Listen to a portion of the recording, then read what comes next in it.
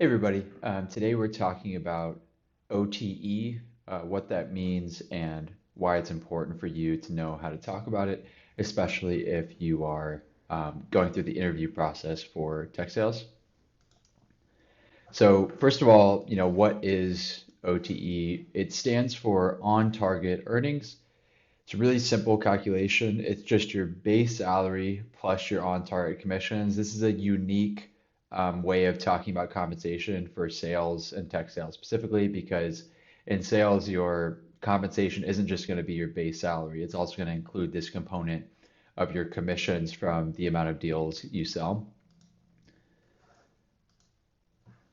In terms of, again, we talked about this in the last slide, but in terms of how it's calculated, here it is in a really simple equation. It's just your base salary plus your on-target commissions.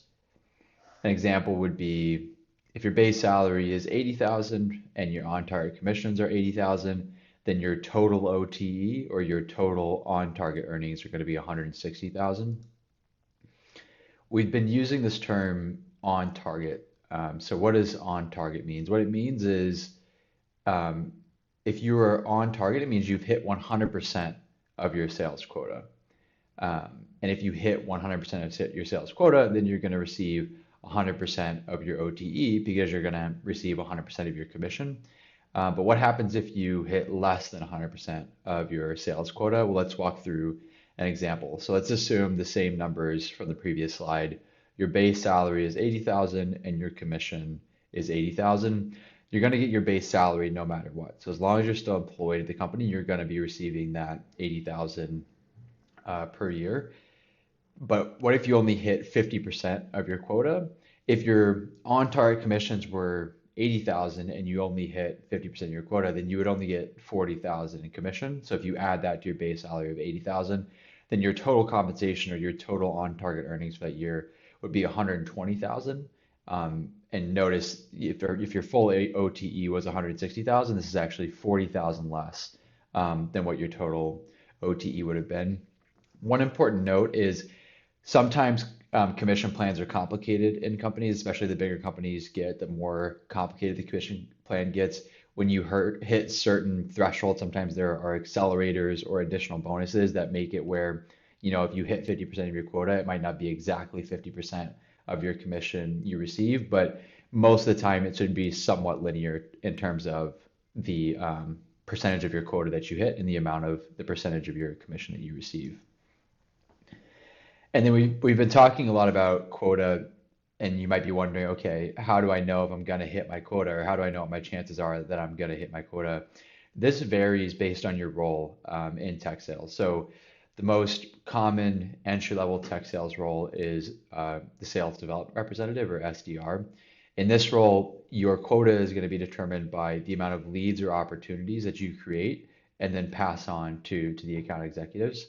As an account executive, this is like the most straightforward tech sales position or most straightforward sales position in general, really, where your commission is just not based on the amount of deals you close normally. Account management or customer success, in these roles, you are responsible for current customers. So there are often two metrics that quota are based on for these roles. One is retaining customers. So if you have a book of business, let's say you're responsible for 100 customers, your quota might be, retaining at least 95% of those customers each year, and then upselling as well. So you might have a portion of your quota determined by how many of those 100 customers you're able to upsell to a higher plan. As a sales leader, we're thinking, head of sales, VP of sales, CRO, even sales manager. Your quota will often be similar to an AE in that it's revenue sold, but you'll often have a team of AEs or a team of individual contributors. So your quota is going to be, the total of the production that all of those people on your team do. And then you might also have a headcount component as well. The company wants you to retain salespeople. You don't want your salespeople quitting. And so in order to incentivize you to do that, you might have a headcount goal. If you retain, 95% of your headcount or something like that every year, then that might be a portion of your quota as well as a sales leader. One important note, equity is not included in OTE. So if you think about the calculation from earlier, OTE is just your base salary plus your commission, but this doesn't take into account a very important part of conversation of your compensation, especially in tech sales, which is equity. Especially at an early stage company, at a startup, equity might be a big portion of your compensation. Um, and so when you're evaluating a job offer, going through the interview process, even if your OTE isn't exactly where you want it to be, and maybe it's 10 or 20% less or something, you really want to make sure you're factoring in the equity. Are they giving you a big chunk of equity in a company that could actually be worth something, especially in a public company where you can sell equity right away? This is really important to consider. At a very early stage startup where equity is very risky, this gets into the whole other conversation about how valuable equity is. But the point here is just know that equity is not included in OTE. Another thing to remember is OT is not guaranteed. And I think this is very important if you're wanting to get into tech sales and you're going through the interview process. You might look at the OT and be like, "Wow, that's a lot of money. That sounds like a great opportunity." But you have to remember that the OT is not guaranteed. So just because a company flashes a big OTE number at you, um, you're not guaranteed to hit that commission. That commission is based on your performance. And this is why it becomes extremely important to ask companies that you're interviewing for questions during the interview process to really learn the to break down the commission component of your compensation to make sure that what they're saying is achievable or is your on-target commission is actually reasonable. And there are a lot of different questions to ask, and there are a lot of different ways to approach this, which we'll get into, I think, on the next slide. But the point here is just know that OTE is not salary. There's a commission component, and your commission is based on your performance. So therefore, you want to make sure to ask some questions to figure out how achievable your OTE is. And here are some of those questions. So these are just four. I think these are probably some of the most important questions. There are probably more than this, but if you ask these four, you'll be off to a good start to determine whether the OT that a company is promising you is actually, legit and you can actually have a high chance of achieving it. First, you want to ask, what is the pay mix? This should be obvious once the company tells you your compensation, but what we mean by pay mix is just the ratio of your base salary to your OTE. So, or excuse me, your base salary to your on-target commissions. You'll see some examples of this on a later slide, but a very common pay mix is 50-50. So 50 salary, 50 commission. If you start to see a company that's giving you like 70 or 80% commission compared to like 30 or 20% salary, that's not, I don't see very many really quality sales roles at quality companies that have that type of pay mix. Some you hear about these, all commission sales roles. In my experience, most of the time those are going to be, you know, sales role, very entry level sales roles, not often for a good company. If a company is really willing to invest in their salespeople and nurture and develop their salespeople, they're going to be willing to pay you a base salary, and anything less than 50% of your OTE being your base salary is low, in my opinion. Um, Asking for a copy of the compensation plan. They might not always be able to give this to you during the interview, but it's something you should ask for, because then you can actually read through the line by line in terms of what do you have to do to achieve your commission. Sometimes these compensation plans can be like 10 pages. They can be very complicated. It'll be like there's a lot of conditions, and if you hit a certain amount, and like there are the accelerators and bonuses that I mentioned earlier. But at least if you have the compensation plan in your hand, if it seems a little off or unachievable, um, then you'll at least know going in, what how your commission. And I just realized there's a typo on the slide. This says compensation plan, but specifically you want the commission plan, which might be included in the compensation plan, but the commission plan is specifically what you want to ask for. Um, Average quota attainment for sales reps at the company you're interviewing for. This might be the most important question. So if the company has a sales force already, let's say it's a smaller team and they only have like 10 salespeople, you want to ask, okay, how many of those 10 salespeople actually hit their quota last year? If their answer is that, all 10 hit their quota, that's a really good sign. Even better is like all 10 actually hit 150% of the number. Even if only one or two people didn't hit their quota, that's probably fine. In any sales team, you're going to have the people who don't perform as much as the top performers. But if their answer is like, yeah, only 2 out of 10 hit their quota, or like anything less than like, honestly, like 50 to 75% attaining quota is a big red flag. That's a sign to you that the salespeople that are already at the company have trouble um, hitting 100% of their commission. And that's probably the number one sign that you either want to ask for, a different type of compensation structure because nobody's hitting their full OTE, or it's just not going to be a company that you want to work at. Um, and then is there a ramp up period? So what we mean by a ramp up period is when you start in a sales role, obviously it takes time for you to train and get good, and close deals and book appointments and whatnot. So usually there's a ramp up period where the company will guarantee your commission for the first, sometimes it's only a month, sometimes it's as long as 6 months. And they're just going to guarantee, they're going to pay out 100% of your commission for that ramp up period while you're learning and training. Most good companies are going to do something like this. Again, similar to companies that offer 100% commission roles, like not usually being good companies or companies that care about their salespeople. A company that doesn't give you any ramp up period is basically telling you, yeah, you're not going to, there's a very low chance that you're going to hit 100% of your OTE in your first year because you're going to have those first few months where you're learning and you're not closing deals and you're not going to be making commission those first few months. So, you want to see a company offer a ramp up period most of the time. Just one note, this is what I have in the box at the bottom here on this slide. Be careful when you start to talk about compensation. If you start to talk about compensation in the first interview, sometimes that rubs companies the wrong way. It seems like all you care about is money and you don't care about, the culture or the product or the team or the other stuff that you want to be asking about in your first few interviews.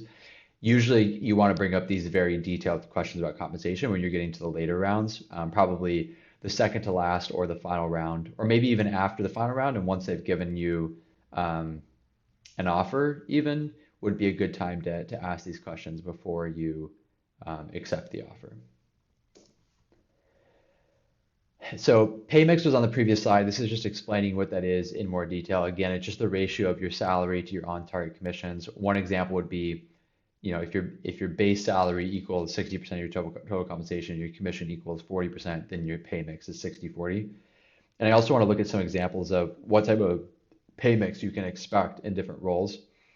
So these pay mix data points come from the Bets compensation guide. Bets is a really quality tech sales recruiting firm. They recruit for other stuff, but their compensation guide is a great resource to get a sense of the market for tech sales compensation. And I won't go through every single one of these, but you'll notice that an SDR is going to have a higher base salary than commission. An SDR isn't really closing their own deals and they're putting in a lot of work no matter what. So their base salary is going to be higher than it's a higher percentage in terms of their pay mix than like an account executive, for example. 50-50 is very common for any AE or like traditional sales role. You also see that the sales manager, director of sales, and VP of sales also have a 50-50 pay mix. And then account management, again, more on the salary side. I think, and customer success even more heavily on the salary side. So it seems to me that roles that are not the traditional hunting AE closing roles are going to have a higher weight on the salary side, whereas the traditional hunting AE roles where you're really incentivized to go out there and close deals, and that's what the company wants to incentivize you to do, those roles are going to have a higher percentage of total compensation be commission. So next, let's jump out of these slides and let's look at some actual examples. So we've been talking about OTE this whole time, but why is this important? Why do you need to know what OTE is? And the reason is if you're trying to get into tech sales and you're going through interviews right now, you're going to want to be able to intelligently talk about OTE because you might have a recruiter or a hiring manager who's going to be like, they're going to tell you this is the OTE. Is that okay with you?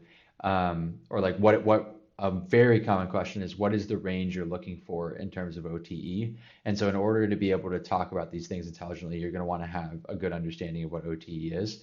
And so because of that, we're going to look at some examples here of actual live job postings. So today is February 12th. I think I pulled these like 2 days ago. And these are tech sales job postings from Snowflake, one of the top SaaS companies in the world. And we'll look at some examples here. So the first one is sales development representative. This one is being hired for in Denver, Colorado. And you can see if you scroll down to the bottom here is where it talks about the expected range of compensation for this role. And it says, let me make my screen a little bigger here just in case. The estimated base pay for this role is $50,400 to $56,000. And then, however, because this role is eligible to participate in Snowflake's commission plan, it is common for employees in this role to receive total on-target earnings of $72,000 to $80,000. So there you go. On-target earnings right there in the job description.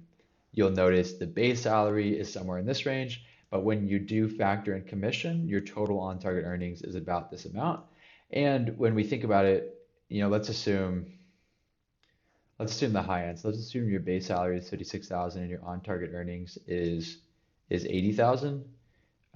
So what is that? Let's just pull up a calculator here real quick. 56,000 divided by 80,000. 70%. Yeah, so you saw on the pay mix slides earlier that in an SDR role, the OTE is going to be more the salary is going to be a bigger percentage of the pay mix, and that's holding true here. So if we assume a 56 base and an 80,000 OTE, which means your on-target commissions are 34,000, no, 24,000, then that's a 70-30 pay mix. So let's look at a different role. So let's look at SMB account executive. If we scroll all the way down here. So an account executive role is a step up from an SDR role, so the pay is higher here. Again, it's the same setup where base pay is 64,800 to 72,000, and then OT is anywhere from 108,000 to 120,000. Let's see what 72,000 over 120,000 is. I think I missed a zero. Yeah, there we go. Yeah, so 60%. So still not quite 50-50 like we saw on the slides, but more heavily weighted towards commission than the SDR role. And then let's see, what other role do we want to look at? This will be the last one we look at. Let's go look at enterprise account executive. Now this is for Latin America. Okay, yeah, so big step up in compensation for an enterprise AE. We're from SDR to SMB AE to enterprise AE. There are definitely big steps up. In this case, it's 162,500 for base and 325,000 for OTE. And let's do the same calculation. So 162,500 over 325,000. There you go. So it's exactly, and I'm missing a zero here. So exactly 50%. So in this case, that 50-50 pay mix for an AE that we were talking about is exactly what we're seeing here.